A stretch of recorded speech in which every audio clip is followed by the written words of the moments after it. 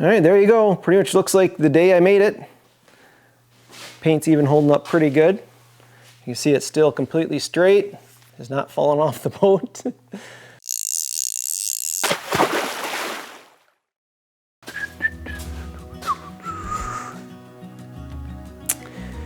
All right, let's see here.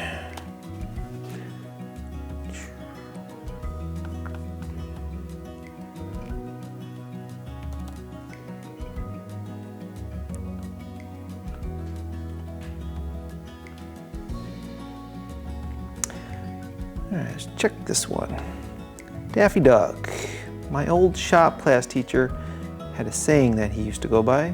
Not all butchers work in meat shops. This video should be a video on what not to do. All right. Let's see. Wim Braber. This is almost like stand-up comedy.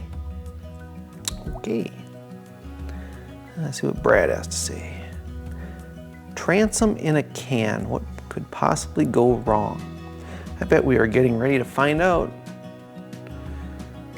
Let's see. Ronnie Bald. Now on the bottom of the lake. Well, I guess he gets right to the point. Let's see. Richard Lowe's. Hope you have good insurance for when the engine breaks off the boat, possibly killing people. Please stop doing ridiculous videos. Some people may actually think you know what you're doing. All right, let's see what else we got. Stephen Eddy, great job. Other than being short on filling it, all the negativity on here is from people that wouldn't even attempt a project like this. Happy fishing, and you won't have any problems with it. Thanks, Stephen, I needed that. All right, how about high tech? It's been a few months. Still holding up? We're about to find out. All right, if you're wondering what that's all about, you gotta go back to earlier this spring when I took this boat out of winter storage and realized it had a bad transom.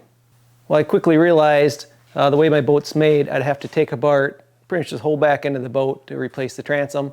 So I found an easier way. I found a liquid resin made by Carbon Core and replaced it that way.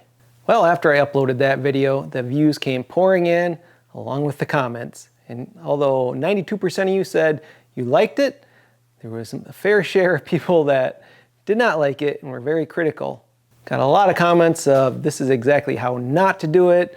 Your motor's gonna fall off the first time you use it. Please don't bring your kids. You know, wear your life vest, you're gonna sink this boat. Now, I'll be the first to admit I did not do a perfect job on this, but overall I'm very happy with it and it's held up really well. Now, to everyone who thought my transom was gonna fall off the first time I used it, well, to them I said, I'm going to give it a full season of use and we'll come back at the end of the year and see how it held up. So I did not take it easy on this boat. I took on a lot of trips down a lot of bumpy roads, old gravel roads, long road trips, went on some big lakes, really windy lakes, did full speed, high speed corners, all that stuff, and it's held up great. So I had a lot of you guys asking for a follow-up video to see how it actually held up. So let's take a look at the transom, what it looks like right now after a full season of use. Then I'm going to address some of the comments that were posted on the video. All right, there you go. Pretty much looks like the day I made it. Paint's even holding up pretty good. You can see it's still completely straight. It's not falling off the boat. Here's the top cap I put on. I did the inside here. It all still looks really good.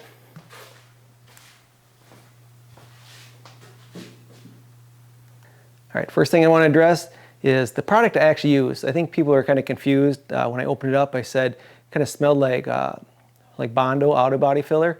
So I got a whole thread of comments saying he put auto body filler in the transom.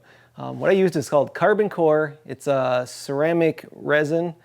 You can see it at carboncore.com, and it's basically like an epoxy. You put a catalyst in it, stir it up, and you got about 20 minutes to pour it in, and then it starts to harden up and creates a super hard, slightly flexible composite transom.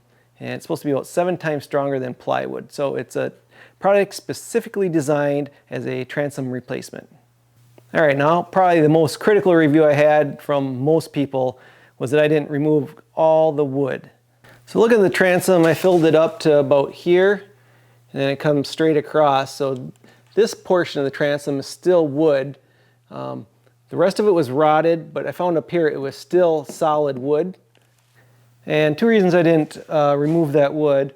One was when I filled it with the liquid, I wasn't really sure how to make it so it fills up in these corners because, you know, obviously it's liquid and it's going to flow over the edge down here if I fill it too full.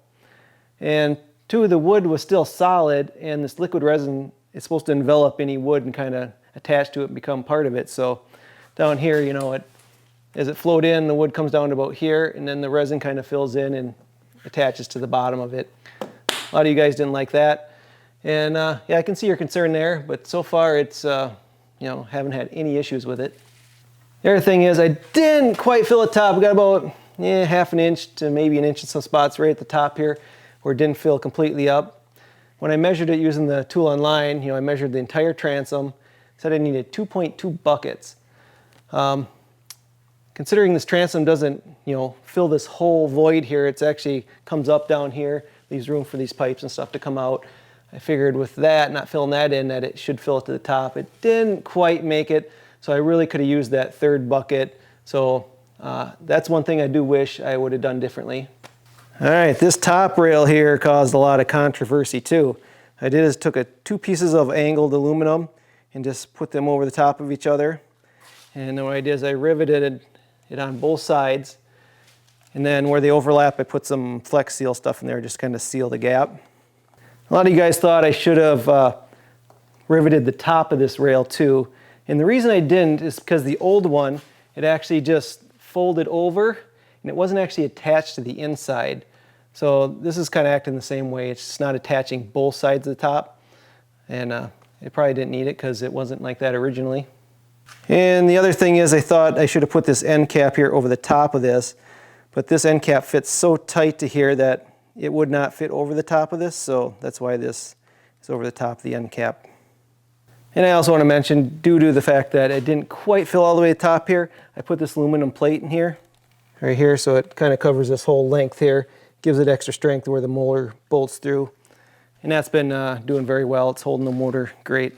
All right, the fact that this is my most viewed video yet tells me that you guys are kind of liking these transom videos. So I've got a few ideas I want to run by you. You know, everyone's criticizing that this transom won't hold up. So I was thinking, what if I did a video where I actually tested to see how much force it takes to actually break a transom off? I'd have to probably buy another boat, get a motor on it, and just literally put pressure on this motor and, you know, wiggle up and downward until I can get that transom to break off. I think that would be kind of a cool video to see what it actually takes, how much force a transom can take. And I could also, you know, get a few boats, put different transom materials in there, do one with wood, one with this resin, maybe one with some Kusa board, maybe put, you know, one with nothing in it, who knows, and see what it takes to rip it off. But obviously that's going to be a very expensive video, so I'm kind of curious to hear from you guys. You think that would be a cool video? Should I do that one? I can also take different materials. Like I said, I could take this resin and actually just make a board out of it, which you can do also instead of just pouring it in there. I'd take some plywood, some Kusa board, that kind of stuff, things you'd normally make transoms out of. And I could, you know, test the strength of them, see how much pressure they'll take before they'll break, which one actually makes a better transom. So let me know what you think of those ideas for videos coming up. Also, if you got any great ideas that I could do to test a transom or just test boats in general. You know, winter's coming upon us, but next spring, you know, there's a whole bunch of new boats coming for sale. And you know, there's a few out there I can get for a fairly decent price, so I'm willing to buy a few and destroy them just to test them to see what works best. So if you're into that kind of thing, please let me know. I'd love to make those kind of videos. But for now, I just want to assure you, my transom is holding up great. Haven't had any issues with it, and I'll keep track of it. If I do have any problems, I'll be sure to come back and let you know. And like I said, there is a few things I could have done a little bit different.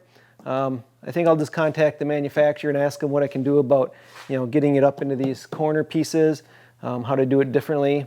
I know you can actually make a board and make a template of the transom and then put it in there, but the whole reason I didn't do that is because I have to pretty much rip apart the whole back end of the boat to do that and then re-rivet it all back together, and I mean, that's a lot of work. So the way I did it is holding up just fine.